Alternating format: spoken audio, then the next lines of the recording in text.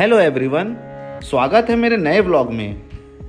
जैसा कि पिछले व्लॉग में मैंने दिखाया था गणपति जी की स्थापना पूजा हमने कैसे की, अब मैं आपको गणेश जी के साथ बिताए हुए 10 दिनों के बारे में बताता हूँ। आज सुबह तैयार होके जैसे ही मैं बाहर निकला तो मैंने देखा कि बाहर बहुत तेज बारिश हो रही है।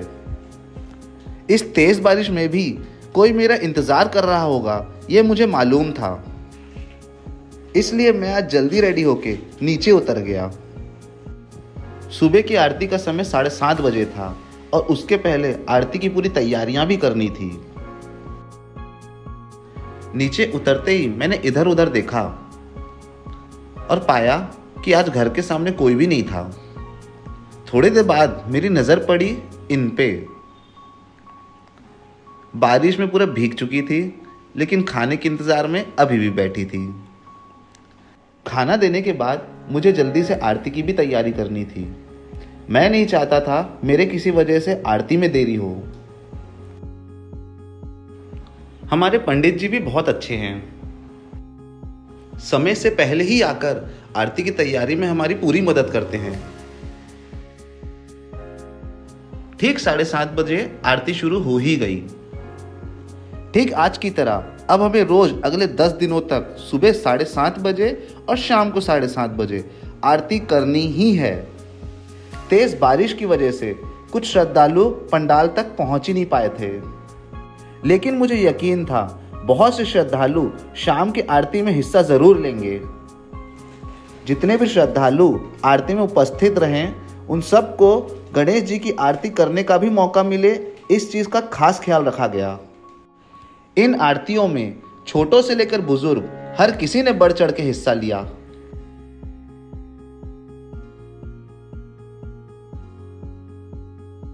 ठीक 1 साल बाद गणेश जी को अपने पास देखकर मैं बहुत खुश था। गणेश जी जब जब आते हैं अपने साथ ढेर सारी खुशियां लाते हैं, इसलिए मेरे मन में लड्डू फूट रहे थे और मैं खुश भी बहुत था। जैसा कि मैंने कहा था, शाम की आरती में बहुत से लोग बढ़ चढ़ के हिस्सा लेने वाले हैं और हम इस चीज के लिए तैयार भी थे। गणेश जी की आरती करने का सौभाग्य हर किसी को मिले, इसलिए हम कमेटी मेंबर अक्सर भीड़ के पीछे ही खड़े रहते थे। अगले 5 दिनों तक यह सिलसिला ऐसा ही चलता गया। इन 5 दिनों में रोज सुबह शाम आरती की गई और लोगों में प्रसाद बांटा गया। लेकिन 6वें दिन से प्रसाद के साथ साथ भंडारा भी बांटा गया। बहुत से श्रद्धालुओं ने गणेश जी के लिए मिठाई और फल भी अपने घर से भिजवाए। उन फल और मिठाई को आरती में चढ़ा के हमने अपने प्रसाद में मिलाकर लोगों में बांट दिया।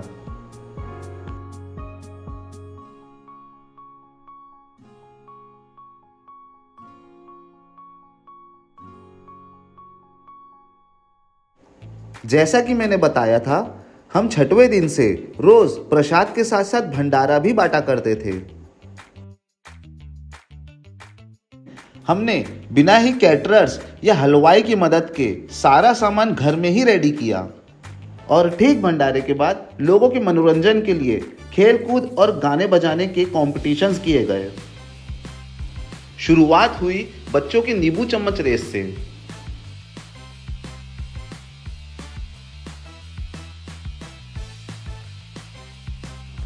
उसके बाद हमने कराया 1 मिनट शो। इसमें बच्चों को टास्क दिया गया था 1 मिनट में ज्यादा से ज्यादा केले खाने हैं। कंपटीशन जीतने के चक्कर में बच्चे हमारे उम्मीद से ज्यादा केले खाने लगे और ये देखकर वहां पे ऑडियंस में बैठे बड़े लोग जोर जोर से हंसने लगे। उनको नहीं पता था थोड़े देर में उनकी भी बारी आने वाली है। फिर हमने कराया बच्चों के लिए म्यूजिकल चेयर। मुझे लगा नहीं था कि बच्चे अच्छे से म्यूजिकल चेयर खेल पाएंगे, लेकिन ये बच्चे तो प्रो प्लेयर निकले। हमारे डीजे निखिल तो फुल जोश में म्यूजिकल चेयर खिलवा रहे थे। फिर बारी आती है बड़ों की।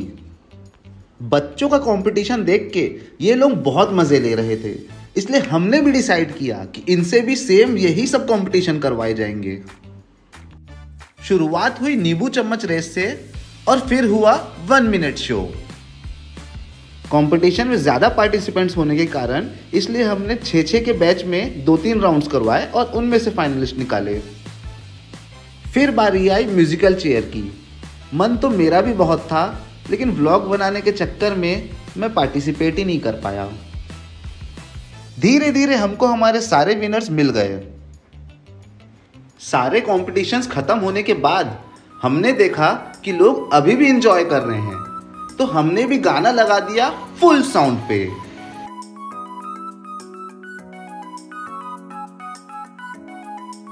देखते ही देखते गणेश जी के साथ 7 दिन कैसे निकल गए हमें पता ही नहीं चला, जैसे कि हमने कोई टाइम ट्रेवल कर लिया हो।